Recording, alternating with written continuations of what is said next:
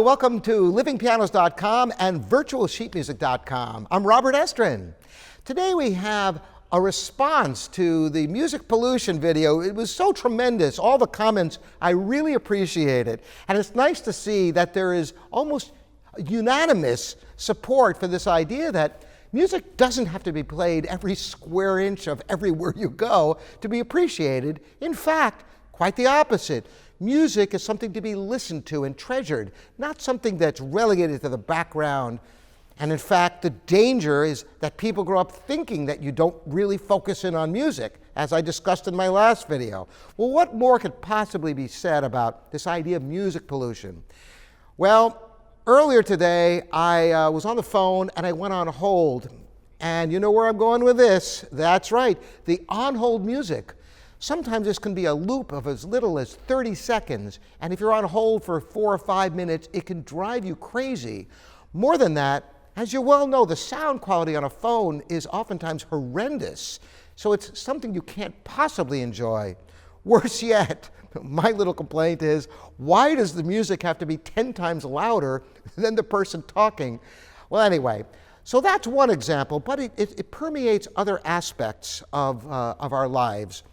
You know, there was a time when music was extremely quiet. Musical instruments were not very evolved. Go back to the Baroque era before the piano was invented. Listen to a clavichord, such an expressive instrument that doesn't produce enough sound to be heard even for someone playing halfway across the room.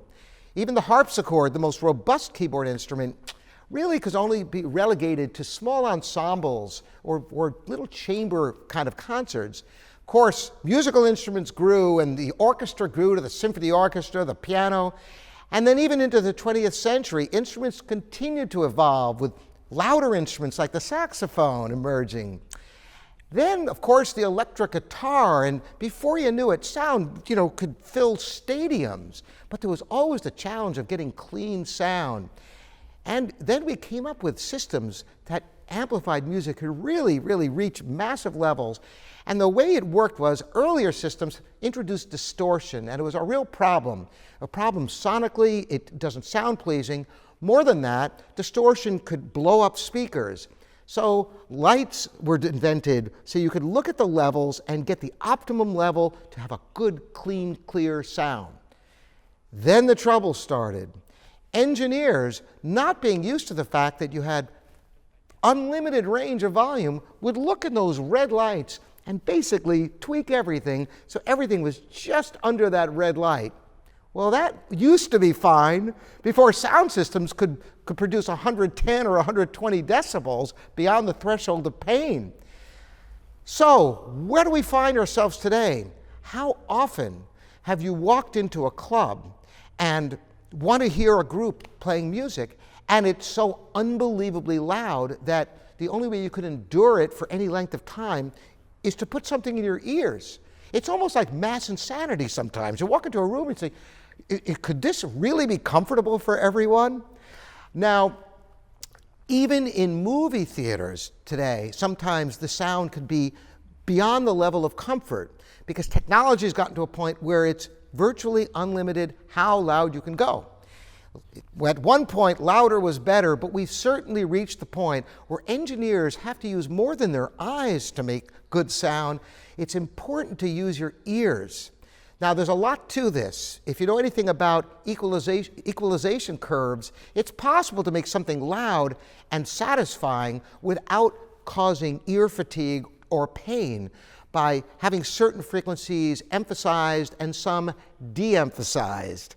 In fact, in some more forward-thinking restaurants even, they know how to keep down the vocal frequency spectrum so that you can carry on a conversation but still hear the bass nice and full and a little bit of the treble and be able to carry out a conversation without having those other frequencies interfere. So there's a great deal of artistry to sound, to be able to do sound and sound reinforcement that comes into play. In the meantime, I don't know what we can do as individuals to try to change the thinking that things have to be overwhelmingly loud in order to be enjoyable, particularly when there's acoustic music.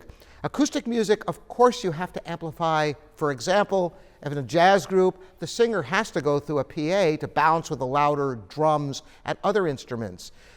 But oftentimes, everything is amplified much louder than necessary to be able to enjoy the music. Here again, I know I've opened up a can of worms. Would love to hear from others out there. Have you found this also to be the case, where amplified music oftentimes is much louder than necessary, and it can lose something when you are actually fighting the pain or trying to find a place far away from the stage because it's too loud? Or sometimes one trick is to get closer to the stage in front of the PA speakers. That's a trick you got to try. Others who have tricks and tips how to handle overwhelming levels and still to be able to enjoy live music that's amplified, love to hear from you. Again, Robert Estrin at livingpianos.com and virtualsheetmusic.com.